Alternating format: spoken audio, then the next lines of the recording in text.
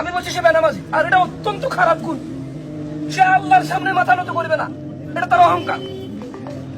তুমি বলছো, তোমার আমি বলি, তোমার আমরা কেমনে বুঝে তেমন ছোট ভাই, এটা কিনলে অহংকার, এটা কিনলে খারাপ। তোমার আমি বলি, আমি একটা কোম্পানির মালিক, তুমি আমার কোম্পানির একবারে 5 কোটি টাকা দামের চাকর। কত কোটি টাকা দামের বেতন আছে না ভাই? এতে কি ছোটখাটো মানুষ? কিন্তু আমি হলাম মালিক। আমি বললাম যে এই আব্দুল জলিল সাহেব, আপনি বিকাল 3টা থাকবেন, একটু কথা আছে। তোমার ক্ষমতা আছে না আসার? ক্ষমতা আছে না আসার? 1 বার 2 বার 3 বার, কয়বার? মাসের মধ্যে তোমার আমি 5 বার ডাকলে 2 বার আইও, 5 বার আসো না। তোমার মাসের মধ্যে আমি ডাকি 36 বার, তুমি 60 শুক্রবার 4 বার আইও। এটা কি হলো? ঠিক আছে। তার মানে আমি বলুন যে আব্দুল জলিল সাহেব, আপনি কি মনে করেন, মানে আমি ডাকি আপনার হয় না? মানে আপনি আমার এখানে চাকরি করবেন, আমার কথা শুনবেন না? আব্দুল জলিল সাহেব কি এটা করতে পারবো? দেখো, নামাজ না পড়লে প্রবলেমটা কি তোমার আমি বলি।